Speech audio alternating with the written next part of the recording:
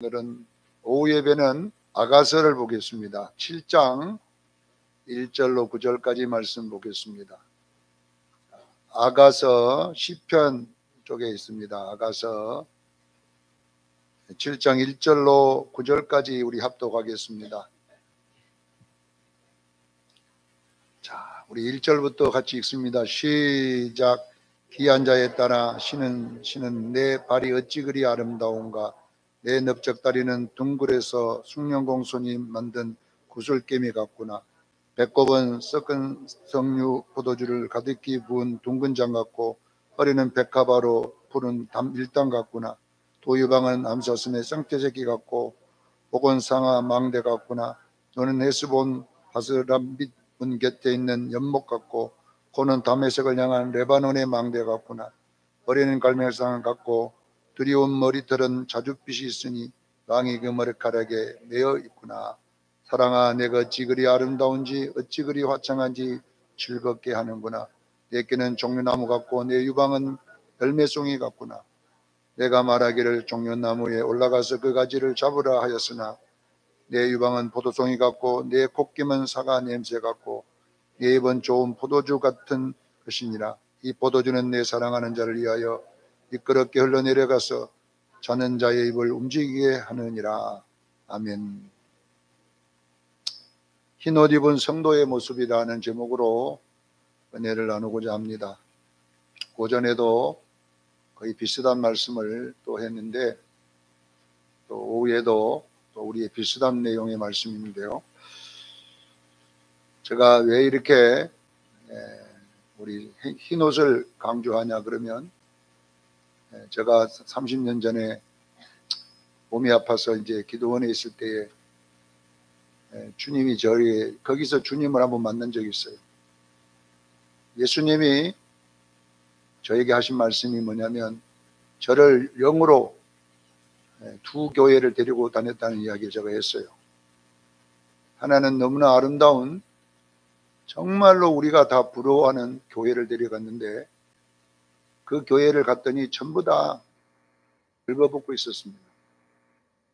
식당에 봉사하는 분들도 벌거벗고 있고 교육관에서 예배드리는 학생들도 벌거벗고 있고 본당에서 예배드리는 그 모든 성도도 벌거벗고 있고 안내서는 안내원들도 벌거벗고 있었어요. 그리고 또 주님이 나를 데리고 간 데가 어디냐면은 너무 가난한 교회 건물이 없어서 천막을 쳐놓고 예배를 드리는 교회였는데 놀라운 것은 거기는 교인이 한 10명밖에 없었어요. 딱 10명이나 그러니까 10명 안팎이에요. 그런데 놀라운 것은 다 흰 옷을 입고 있었습니다. 저는 목회의 야망이 저 꿈이 조영기 목사님이었어요. 저는 그분에게 철원돼야 되겠다 해서 제가 고등학교 다닐 때는 조영기 목사님 책을 영산출판사예요. 영산출판사 그 책들이 그냥 나오는 모든 책을 다 샀어요. 보통 뭐 나를 새가 공부는 안 해도 그 책은 몇 번씩 읽었어요. 나를 새가면서. 그래서 나는 조영기 목사처럼 저런 큰 교회 하리라. 세계적인 목사가 되리라. 그래서 제가 여러분요 그때는 말도 여러분 그렇습니다. 저랬습니다. 이렇게 말까지도 흉내를 했어요. 제가 학교 다닐 때. 그러니까 얼마나 성공하고 싶었는지 몰라요. 그래서 이제 목사 안수만 받으면 나도 성공할 것이다. 그렇게 꿈을 갖고 있다가 병이 들었어요. 기도원에 누워있는 내 신세가 진짜 처량하고 정말로 죽고 싶고 조영기 목사 돼야 되는데 조영기 목사 옆에도 못 가보고 이리 됐으니 어떻게 되겠어요, 여러분요? 한번 생각해 보세요.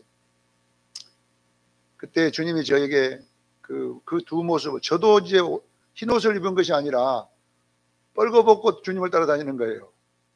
훈도시 있잖아요. 일본 그 스모 선수들 차는 거 있지요. 그거 하나 걸치고 예수님을 쫓아 따라다니면서 이제 보는 거잖아요. 그래서 저보고 하는 이야기가 한국 교회는 이런 타가소란다. 구원은 엄청나게 많이 나왔는데 애는 이 옷을 입지 못하고 있지 않냐. 그러면서 저보고 한번 옷을 한번 입혀봐라. 이렇게 해서 이제 시작된 것이 지금 저에게 열려주는 말씀이에요. 네.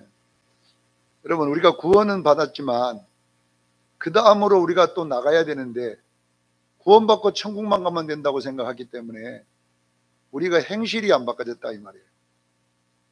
옳은 행실로 나가야 되는데 행실이 안 바꿔지고 예수 믿고 천당 간다 하고 교회만 다니다가 할 것 그냥 욕할 것 다 하고 싸울 것 다 싸우고 성질낼 것 다 성질내고 이렇게 예수 안 믿는 사람처럼 그냥 인격이 그대로 살아버리는 거예요.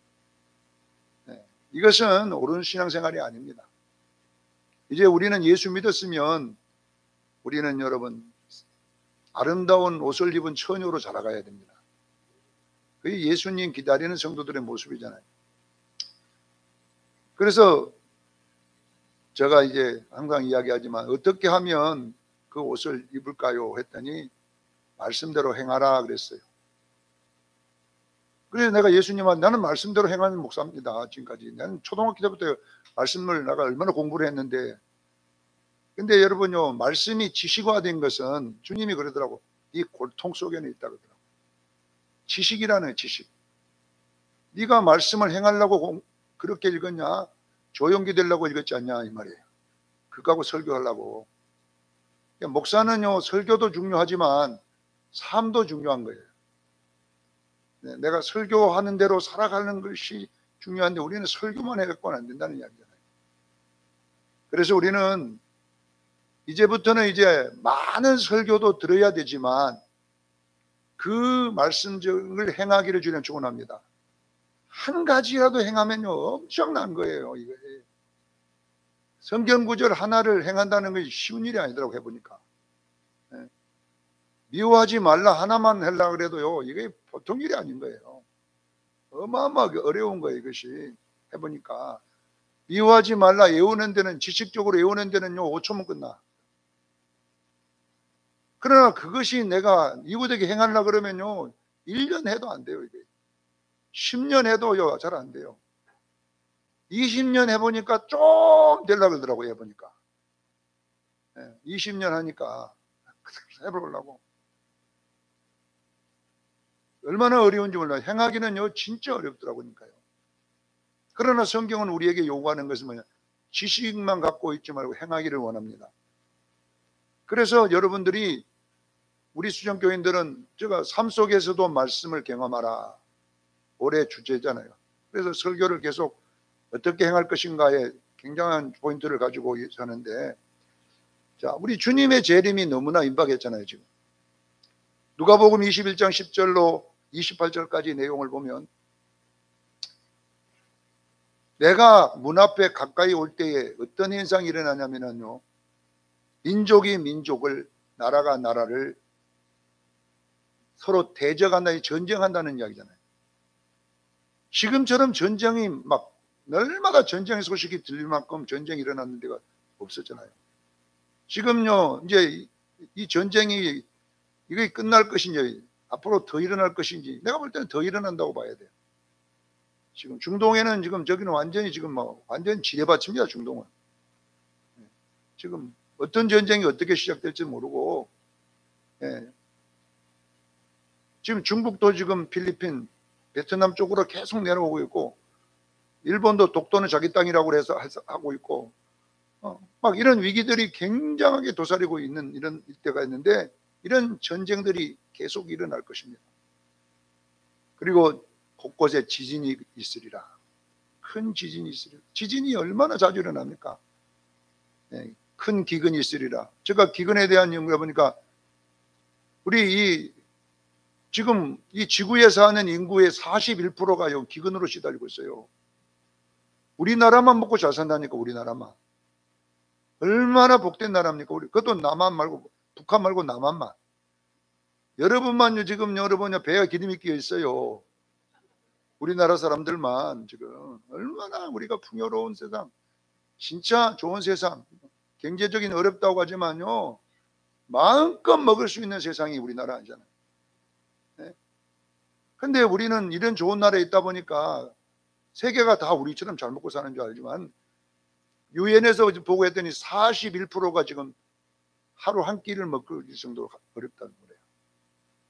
이게 기근 아니겠습니까? 큰 전염병이 일어난다 했는데 코로나 같은 전염병이 일어나고 또 어떤 전염병이 일어날지 모르잖아요. 하늘로부터 큰 징조가 있으리라. 하늘로부터 큰 징조가 뭡니까? 이 폭우를 말하는 거예요.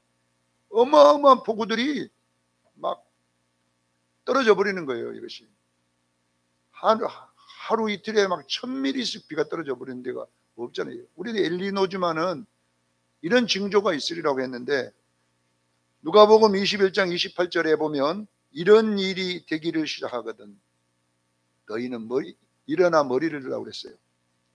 이런 일이 일어난다는 이야기는 뭐냐 그러면 주님이 가깝다는 거잖아요.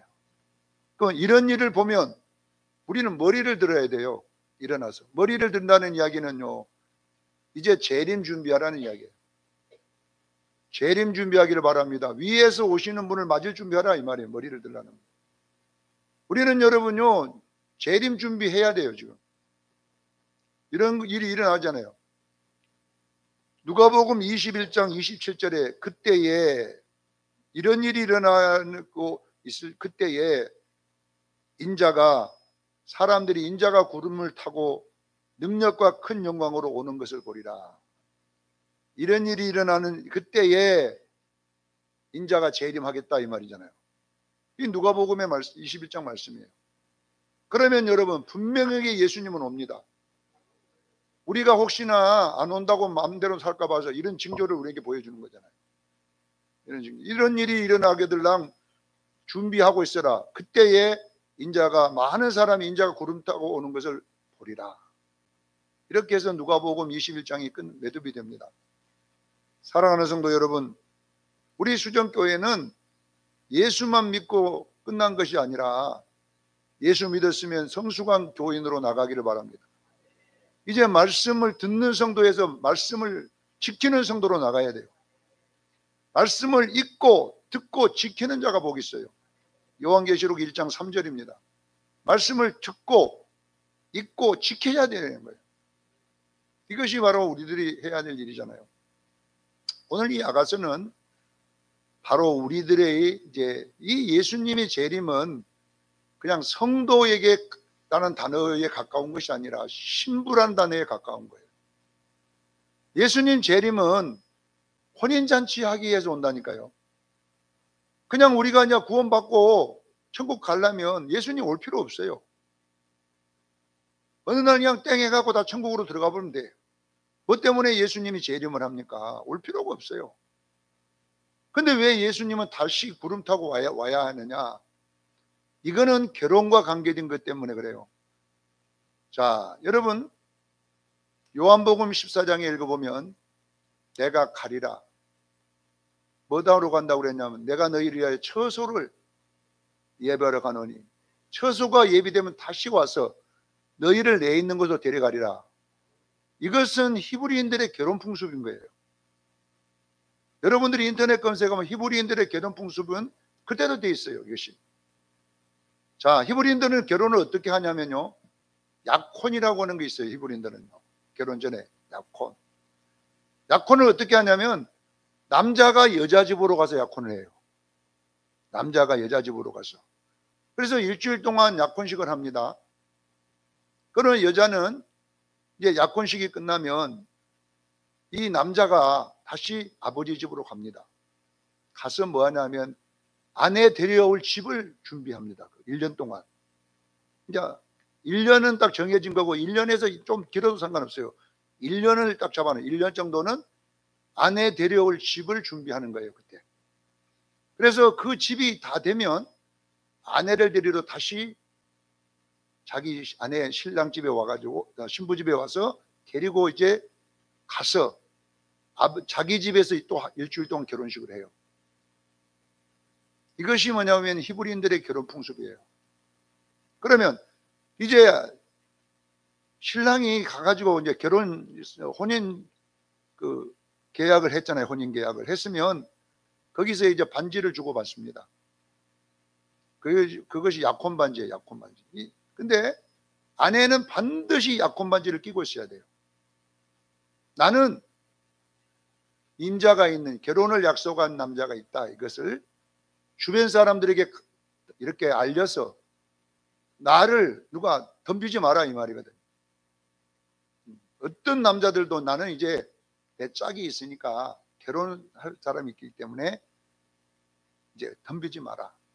그리고 나는 이 약혼한 남자 외에는 절대로 나는 관심 없다. 이렇게 해서 약혼했다는 사실을 많은 사람에게 알리는 거예요. 그래서 이제 근데 문제가 뭐냐, 이 여자가 만약에 바람을 피우게 되면 그거는 여러분요, 죽임을 받는 거예요. 자, 여러분 성경에 보면 요셉과 마리아의 관계가 보세요. 요셉과 마리아는 약혼 사이였어요. 약혼은 아직 결혼 안 하고 요셉이 이제 집을 지어야지 데려오잖아요. 그래, 약혼을 해둔 상태에서 소문이 난 거예요. 마리아가 애를 가진 거예요. 이 애를 가지면 어느 정도냐면요, 요셉이 이 내약이 아니다 그러면요, 마리아는요, 동네 사람들 보이는 앞에서 다 돌로 맞아 죽어야 돼요. 간음했다고 다 죽여야 돼요. 그런데 이게 성령으로 잉태된 거잖아요. 근데 그래서 요셉은 경건한 사람이라, 의로운 사람이라 가만히, 왜? 죽이고 싶지 않기 때문에 가만히 끊고자 했는데, 그날 밤에 천사가 나타나서 요셉아, 마리아 데려오기를 두려워하지 마라. 그는 성령으로 잉태된 자니라. 그래서 자기 아들이라고. 근데 약혼을 했을 때에 약혼자의 아이를 가진 것은 여기 합법이에요. 그래서 요셉이 내 아이다 그렇게 해버린 거예요. 그러니까 요셉은요, 진짜 예수님 아들일까? 하나님 아들, 그런 의문도 있을지 몰라요. 그러나 진짜 하나님 아들이라고 믿었던 사람은 이거 마리아예요. 자기는 아무 남자하고 어떤 관계를 안 가졌는데 아이가 생겼습니까? 이게 성령으로 잉태된 거잖아요. 이런 일들이 이제 히브리법에 의해서 있는데, 그래서 나중에 약혼, 임신한 상태로 데려와서 결혼을 한 거예요. 네. 자, 여러분 보세요. 이것이 우리 구원과 어떤 관계가 있냐면요, 예수님이 우리에게 이 땅에 초림한 것은 우리를 약혼하러 온 거예요. 할렐루야. 우리에게 구원을 주시는 것은요, 약혼식인과 같은 거예요. 그러면 우리는 약혼한, 예수 믿었다는 것은 약혼했어, 예수님하고. 이제 이것이 신부 관계잖아요. 약혼했으면 우리는 이제 어떻게 하고 살아야 되냐면요, 어떤 분은요, 뭐냐면 성경책을 신문지에 똘똘 싸가지고, 우리 친구들, 왜 혹시나 누가 교회 다닌다, 조집사 어디가? 그러면은 나 잠깐만 또 올 거야, 이렇게. 우리가 예수 믿는 사람은 입으로 예수를 시인하라고 그랬어요. 할렐루야. 왜냐하면 우리는, 여러분 보세요, 어떤 상태에서도 여러분들은요, 약혼 반지를 끼고 있으라는 것은 뭐냐면요, 예수님을 시인하기를 바랍니다.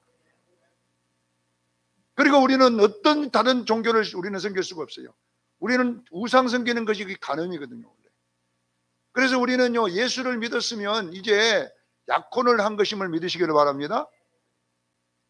이 약혼을 한 거예요. 그래서 이 아가서는 뭘 표현했냐면 신랑과 신부의 관계로 구원을 설명해 놓은 거예요. 근데 그 남편이 누구냐면 솔로몬 왕이잖아요. 솔로몬을 그 당시에는 만왕의 왕이라고 했어요. 솔로몬은요, 모든 주변에 있는, 애굽에 있는 여자부터 시작해갖고 공주부터 시작해, 주변에 있는 모든 나라의 공주들이 자기 만나를 했어요. 1000나라, 1000명의 나라에 모든 사람들이, 다른 나라가 그 자기 딸을 이렇게 사이로 이렇게 보내는 것은요, 그것이 외교 안전장치였어요. 힘 있는 나라가 사이관계를, 이렇게 사돈관계를 맺게 되면요, 보호를 받는 거예요. 그러면 솔로몬이 얼마나 힘이 강했으면 주변에 있는 1000나라가 다 자기 딸을 보낸 거예요. 그래서 솔로몬 시대는 전쟁이란 것이 없습니다. 전쟁한 적이 솔로몬은 없어요. 다윗은 전쟁 많이 했지만 솔로몬은요, 그냥 솔로몬은 막 완전한 힘을 가지고 모든 주변에 1000명의 아내들이니까 이 1000명이 다 공주들이에요. 공주들. 주변에 그것들 말 듣고 나중에 타락하지만은 이건 뭘 말하냐면요, 만왕의 왕이라는 것을 보여주기 위해서, 누구의 예수님을 상징하기 위해서 그렇게 해놓은 거예요. 까데크를 바랍니다. 이 왕이 공주, 나라의 왕의 딸들만 갖다 모아면 얼마나 잘생기겠어요? 한번 생각해 보세요. 그들이 얼마나 예쁘겠는지. 그 수많은 왕비들 놔두고 포도원에 일하는 이 술람비 여인, 이 술람비 여인을 사랑했다, 이렇게 나오는 거예요. 그럼 술람비 여인은 여러분 1장 1절로 5절에 보세요. 어떻게 생겼는지 보세요. 개달의 장막 같고, 개달의 장막이 뭔지 아시죠? 늙은 양, 털 다 빠진 병든 늙은 양 가죽을, 개달의 장막이 얼마나 가죽이 뻣뻣하고, 그래서 이 가죽은 우리 옷도 안 만들고 뭐 어디 쓰냐면 들에 볏짚을 덮어 놓는 데 써요. 개달의 장막은, 그러니까 비 안 맞으라고 볏짚에 거기에 그냥 둘러쓰는 것이, 피부가 개달의 장막, 그게 어떻게 그 공주가 되겠어요? 말도 안 되는 왕비가 될 수가 없어요. 이거는 얼굴은 태양에 거슬려고 새카매갖고 백옥 같은 여자들이 줄을 섰는데 그냥 얼굴이 새카매. 근데 이 솔로몬이요, 1000명의 왕비를 놔두고 그 여자를 보고 사랑에 빠져버린 거예요. 말이 됩니까? 안 됩니까? 안 됩니다. 이건 뭐냐, 우리 구원을 설명해 놓은 거예요. 하늘의 왕이신 만왕의 왕 예수님이 죄인된 우리를 사랑해 버린 거예요. 이것이 구원이라니까요. 이런 아가서를 보면서 우리 이 개달의 장막, 얼굴이 검다, 이거는 죄인이란 뜻이에요. 죄만 짓고 못된 짓만 하던 우리에게 그분이 만왕의 왕, 만주의 주, 영원한 하나님이신 그분이 와가지고 사랑을 한 거예요. 우리를 사랑받을 짓을 해서 한 게 아니라 일방적인 거예요. 하나님이 세상을 이처럼 사랑하다 독생자를 주셨으니 이것이 여러분 구원인 거예요. 근데 그 구원은 단지 천국 보내주는 게 아니라 신부로서 사랑을 해준 거예요. 깨닫기를 저는 축원합니다. 그래서 우리가 예수 믿으면 뭐 해야 되냐면 신부가 되는 거예요. 자, 여러분 보세요. 요한복음 1장 12절에 영접하는 자고 그 이름을 믿는 자는 하나님의 자녀가 되는 권세를 줬는데, 자, 이번에 우리가 예수 믿으면 하나님의 자녀입니다. 여러분 믿으십니까? 예수 믿으면 뭐다고요? 하나님의 자녀. 그런데 마태복음 5장 38절로 48절에 보면 어때야 하나님의 자녀가 된다 그랬냐면요, 원수를 사랑하고 오른밤 치면 왼밤 내고 오리를 가면 십리를 가고 핍박하는 자를 위해 기도해야만이 하나님의 자녀가 된다 그랬어요. 그러면 요한복음 1장 12절은 뭐고 마태복음 5장 38절로 48절은 뭐냐? 어떻게 어느 것이 맞아요, 여러분? 자, 이건 뭘 이야기하냐면 헷갈리지 마세요. 우리가 구원받을 때도 하나님의 자녀는 어린이를 말하는 거예요. 여러분, 아기도 내 자녀예요. 그러나 성숙해도 내 자녀잖아요. 그러면 보세요. 요한복음 1장 12절은요, 우리가 하나님의 자녀로 태어난 겁니다. 하나님이 우리를 낳으셨습니다. 거듭난 것입니다. 그러면요, 마태복음 5장 38절로 48절에 이 자녀는 뭔 자녀냐면요, 아버지 닮은 자녀입니다. 아시겠지요? 요한복음 1장 12절은 그냥 자녀, 하나님의 자녀, 그냥 나니까 자녀가 된 거예요, 자동으로. 그러나 성숙한 자녀는 어떤 자냐? 아버지를 닮은 자녀예요. 그래서 여러분 그게 다른 거잖아요. 그러니까 자녀는 자녀인데 여러분 주님을 닮기를 저는 축원합니다. 딸은 딸인데 엄마 닮은 성숙한 딸을 그렇게 말하는 거예요. 그래서 우리는 두 가지를 해석하는 거예요. 첫째는 우리가 예수 믿으면 자녀지만 나중에 성숙하면 자녀다움이 됩니다. 아시겠지요? 우리는 자녀다움 자리까지 가야 될 줄로 믿습니다. 자, 이것을 또 신부로 한번 바꿔봅시다. 우리가 예수 믿으면 어린 양의 신부예요. 교회가 됩니다, 신부. 그러나 이 신부는 흰옷 입은 신부는 아니에요, 이거는. 준비하면서. 그래서 여러분들은 요한계시록 19장 7절 8절의 신부는 신부다운 신부예요. 성숙한 신부. 알겠지요? 다시 설명하면 옛날에 우리 아버지들은 딸이 이제 아기 때 친구 보고 뭐라고 하냐면 네 아들하고 나 아들하고 사돈하자. 그러면 벌써 이들은 둘이가 혼인관계가 된 것처럼 됐어. 부모님이 만들어 놓은 거예요. 그러나 그때는 그냥 신부 남편 이렇게 되지만 이거는 여러분요 완성된 게 아니에요. 언제 완성되느냐? 이들이 17, 8, 9이 될 때에 그때에 남편답고 아내다움이 될 줄로 믿습니다. 여기까지를 우리가 원하는 것입니다. 그래서 오늘 본문은 1장은 계달의 장막 같던 그 여인이 이제 연단과 훈련과 말씀 생활을 통해서 성숙해서 얼마나 아름다움이 되었는지 보세요. 감동받아 솔로몬이. 이 여인에게 감동을 받는데 어떤 모습인가가 이게 뭐냐 그러면 말씀대로 성숙한 그리스도인입니다. 그래서 오늘 본문은 여러분들이 성숙을 보는데 첫 번째 1절로 보세요.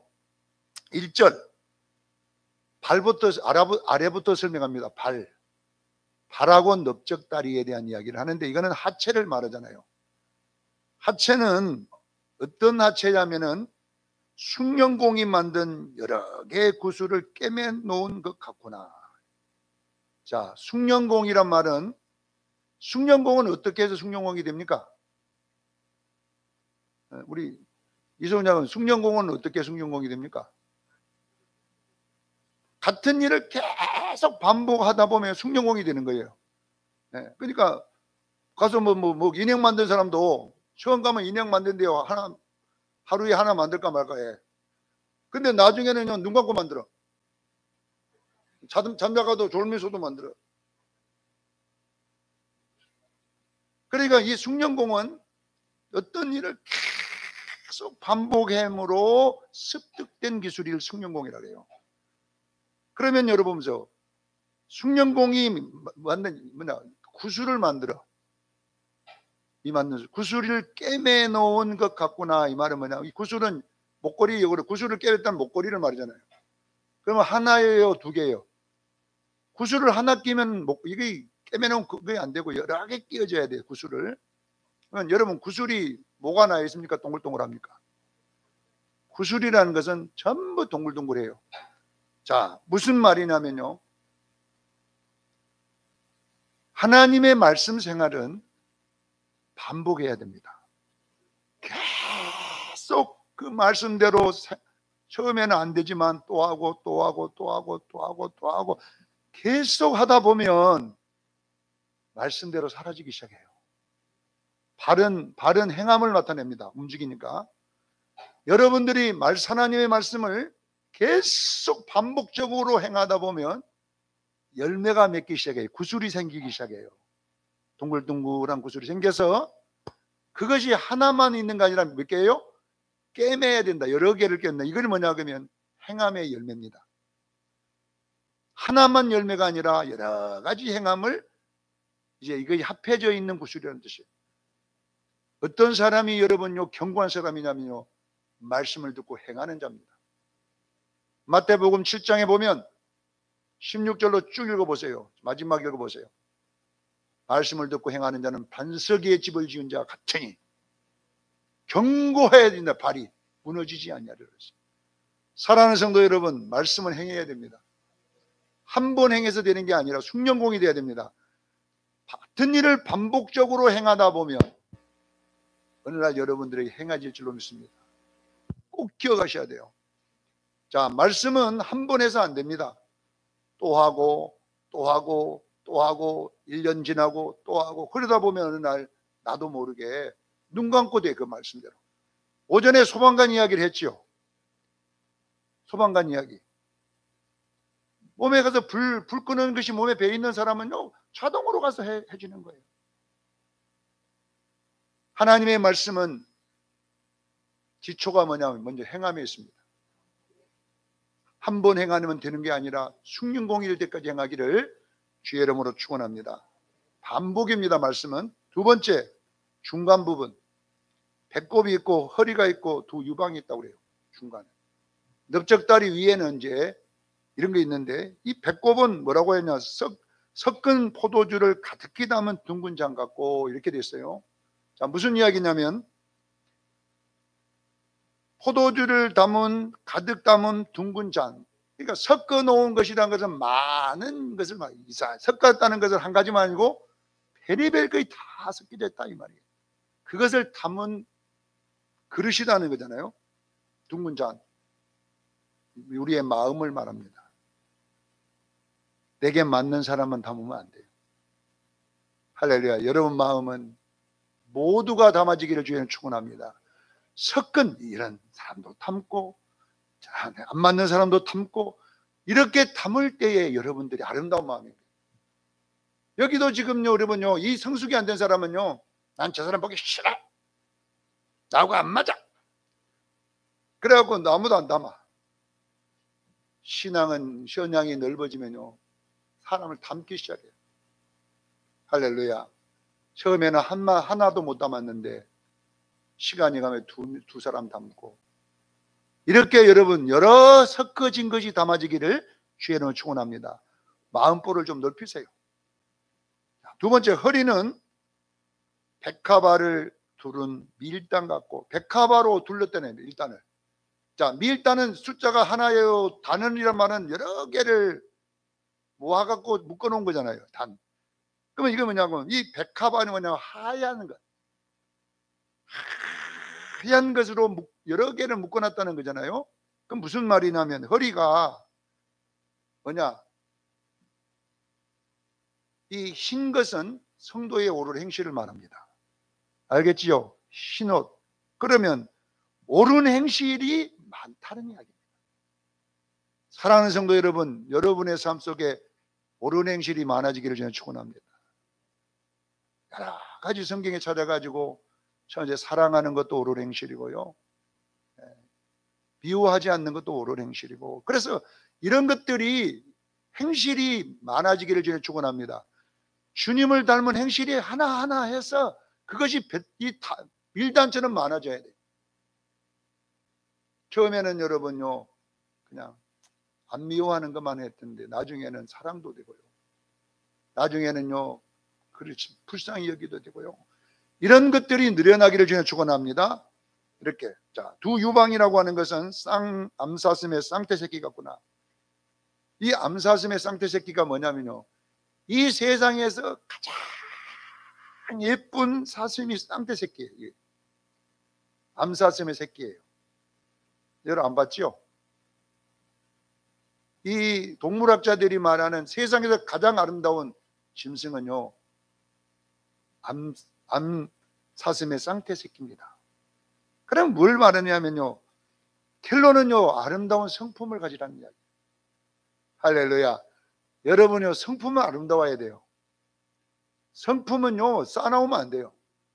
성품이 아름답기를 제가 축원합니다.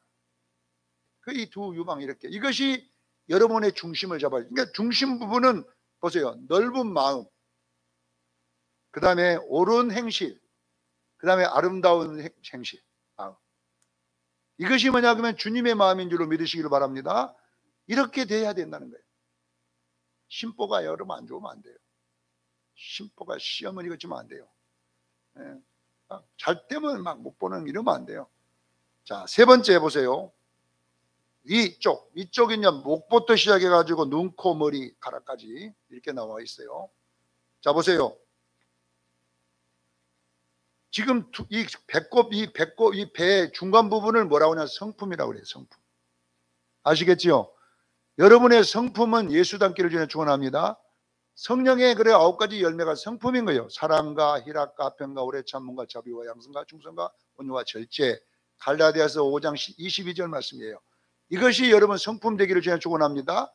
자, 그러면 위에 있는 이 머리 부분은 우리 인격을 나타낸 거예요. 자, 보세요. 목, 눈, 코, 머리, 가락은 뭐라고 되어 있냐면은 상아 같고 헤스본 바드람비의 연못 같고 레바논의 망대 같다 이렇게 되어 있는데, 여러분들은 이 말이 무슨 뜻인가 모르지만 연구를 해보면 사람이 인공으로 만든 것들 중에 가장 아름다운 것만 써놨어요. 이거는 자연이 아니라 뭐예요? 사람이 만든 아름다운 풍경이에요. 연못, 정원, 그 다음에 상아, 망대. 이거는요 사람이 인공으로 만들어서 말로 아름다운 것들을 이거 쓰는데 이 공통점이잖아요, 이것들이. 그럼 무슨 말이냐면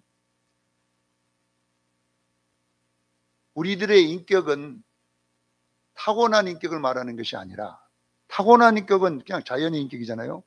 그러면 지금 여기에 인격은 뭐냐면 말씀으로 만들어진 인격입니다. 말씀대로 행하기 위해서 그 말씀의 열매, 빛의 열매가 여러분 훈련을 통해서 나오기를 저는 축원합니다. 노력해야 되는 겁니다. 인격은 여기 이만큼 나와도 참아야 돼요. 아까 김용기 전사 막 여기 올라오는 걸 참았더니 밥 얻어먹었다고. 그것이 바로 뭐냐 그러면 인격인 거예요. 우리 수영교회 성도 여러분들도 마찬가지입니다. 만들어지기를 주님 축원합니다. 가장 세상에 아름다운 인공으로 만든 것들을 우리의 목, 코, 눈 이런 걸로 비유를 해놓는 거예요. 그렇기 때문에 여러분들이 보세요. 타고난 성격은 별로 안 좋아요. 타고난 인격은 별로 안 좋아요. 그러나 우리가 여러분 주님 말씀대로 만들어지기 시작하면요 바꿔질 줄로 믿습니다. 그래서 이것이 여러분들 속에 있어야 돼요. 지금까지는 여러분 자연인으로 살았잖아요. 성길 나고 싶으면 성길 내버리고 미워하면 미워해버리고 막 이렇게 살았지만은 이제는 말씀이 여러분을 만들어서 변화되기를 전해 축원합니다. 예수를 믿고 직분은 올라갔는데 인격은 하나도 안 바뀌어진 거예요.